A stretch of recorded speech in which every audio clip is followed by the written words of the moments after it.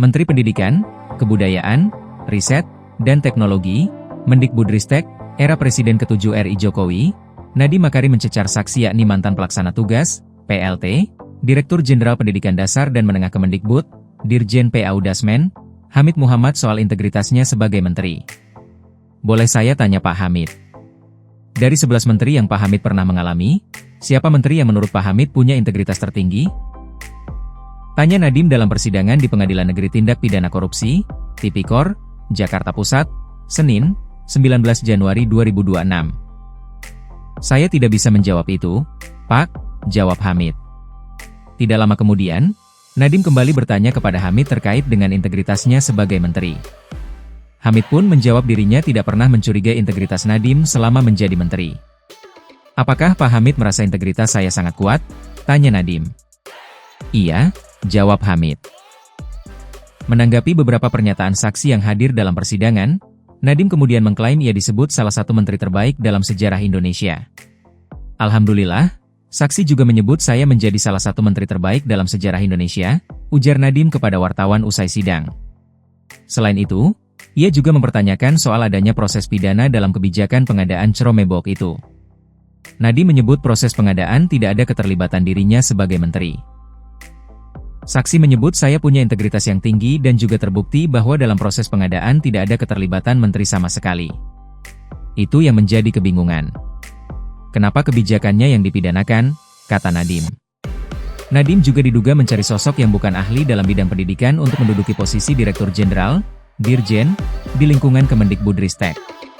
Hal tersebut terungkap saat jaksa bertanya tentang berita acara pidana, BAP. Saksi yakni mantan Direktur Jenderal Pendidikan Dasar dan Menengah Kemendikbud, Dirjen PAUDasmen, Jumeri. Saudara katakan, saya diminta sebagai Dirjen PDM Kemendikbud dengan alasan Nadiem Makarim mencari orang yang bukan ahli di dunia pendidikan, tetapi berasal dari sekolah dan dari daerah untuk menduduki jabatan Dirjen. Benar keterangan itu? Tanya jaksa.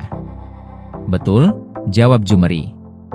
Jumeri mengatakan ia juga tergabung dalam grup WhatsApp PAUDasmen, padahal belum menjabat Dirjen PAUDasmen. Dia mengatakan grup itu membahas terkait pengadaan teknologi informasi dan komunikasi, TIK, Ceromebok. Oke. Lalu tadi saudara katakan di bulan Juli 2020 saudara menjabat sebagai Dirjen PAUDasmen. Apakah jauh sebelumnya saudara pernah diminta oleh Pak Nadiem untuk bertemu dengan Juristan, Fiona, dan digabungkan dalam grup PAUDasmen? Tanya jaksa. Iya, pernah. Jadi saya tergabung dalam itu, jawab Jumeri. Apakah dalam grup tersebut, yang notabene saudara belum menjabat sebagai Dirjen, sudah membicarakan mengenai kegiatan di Direktorat Pendidikan termasuk pengadaan TIK Ceromebok? Benar? Tanya jaksa. Benar, tetapi saya tidak menanggapi karena saya belum paham juga, jawab Jumeri. Pengacara Nadiem, Ari Yusuf menuding ada gratifikasi yang diterima para saksi dalam sidang terkait kasus dugaan korupsi pengadaan laptop. Yang menarik dari ketiga saksi ini ya, ternyata tiga-tiganya saksi ini menerima gratifikasi. Dan ada kesaksian-kesaksian lain yang menjelaskan bahwa mereka menerima gratifikasi, ujar Ari kepada wartawan usai sidang. Ari mempertanyakan integritas para ahli. Ia menduga para saksi menerima sesuatu dan tidak memberikan keterangan sebenar-benarnya.